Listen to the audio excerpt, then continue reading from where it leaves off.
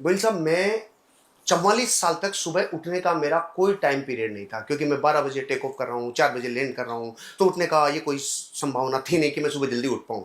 44 साल अंदर से कचोटता था कि यार बच्चे कहेंगे बापू सब कुछ कर लिया लेकिन अपने आप को जीत नहीं पाए, सुबहों को नहीं जीत पाए। तो मैंने अब की बार 1 जनवरी 2025 को भगवान की प्रतिमा के सामने जाके संकल्प लिया, आज के बाद सूरज मुझसे पहले कभी नहीं उग पाएगा।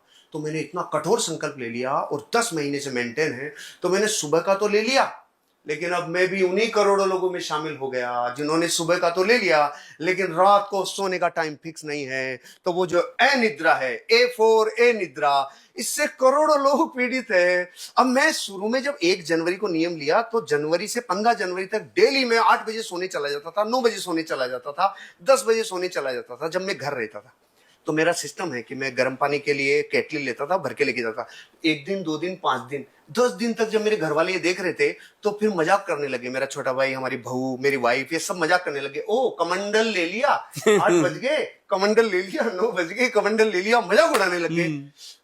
अब मेरी भी आदत वही हो गई, मैं इनके साथ 12-12 बजे तक गप्पे लड़ाने लग जाता हूँ, 1-1 बजे तक गप्पे लड़ाने लग जाता हूँ। और संसार के भी आप हालात देखोगे तो लोग सारे दिन टेंशन में हैं। लोगों को खाने की टेंशन, पीने की टेंशन, रोजगार की टेंशन, पति पत्नी की टेंशन, बच्चों की टेंशन, रोजगार की टेंशन, सीनियर की टेंशन, एसोसिएट की टेंशन, इन सब में नींद खत्म हो रही है। मेरे देश के करोड़ों लोग अनिद्रा से तकलीफ में हैं, नींद डिस्टर्ब है। इस नींद का इलाज बताइए भाई साहब। देखो, मैं उन्हीं वैद्य जी की बात करता हूँ। मैंने उनको ये भी पूछा था, मैं कहा सर खाने का और सोने का क्या होता है?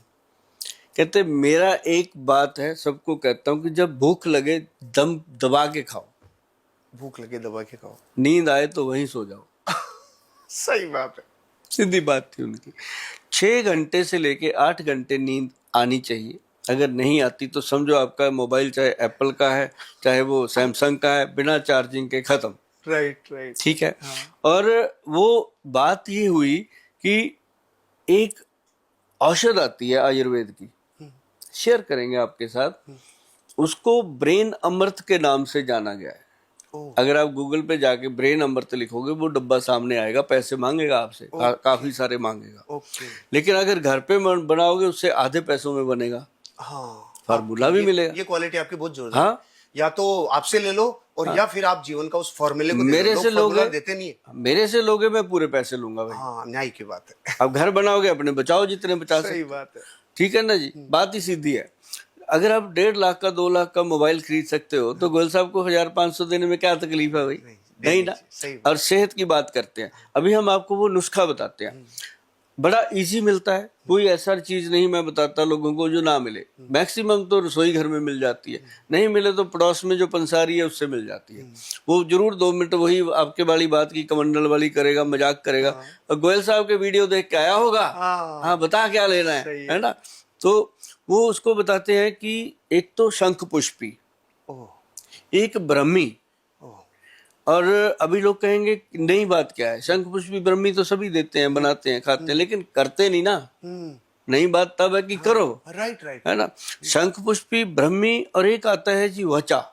अच्छा। वचा एक जड़ी बूटी है जिसका अगर आप गूगल पे लिख के पूरा पढ़ना शुरू करोगे या ग्रंथों में पढ़ना शुरू करोगे तो उसको उस टाइम पे जब वो ग्रंथ लिखे गए होंगे, आज से इतिहास तो 5000 साल पुराना बताते हैं लेकिन उससे पहले का होगा, उन ग्रंथों में मौजूद है कि अगर दुनिया में कोई मेमोरी रिकॉर्डर औषध है तो वो वचा है। बच्चों को खिलाओ, अच्छा, खुद भी खाओ।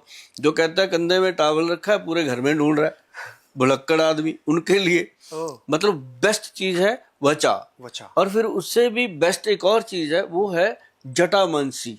अच्छा। जटामांसी जो होती है वो हमारे ब्रेन के अंदर, देखो ये सारी नसें इकट्ठी करके भगवान ने यहाँ डाल दी, यहाँ से फिर पूरी बॉडी चलती है, तो सर्कुलेशन है।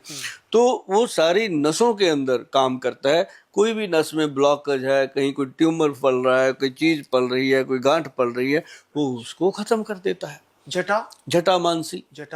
जैसे संतों की जटाएं होती हैं, वो वैसी होती है। अच्छा, मक्के के जो पूरा भुट्टा होता है उसमें कच्चे पे वो जो जटाएं रहती है वो लगे उसके बात करेंगे। अच्छा। वो काम करती है गदूद पे, प्रोस्टेट पे।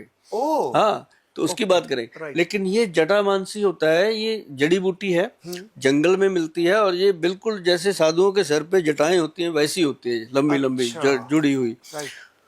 तो इन 4 चीजों को मिला के, अच्छा। ब्रह्मी, शंखपुष्पी, वचा और जटामांसी, 4 चीजों को मिला के पाउडर बना, रेशो बराबर, अरे वाह, बिल्कुल बराबर मिला के उनको पाउडर बनाना है। अगर आपके पास 4 पैसे ज्यादा हैं तो उसको कपड़े में छान के जो ऊपर बचे फेंक दो, नीचे वाला खा लो।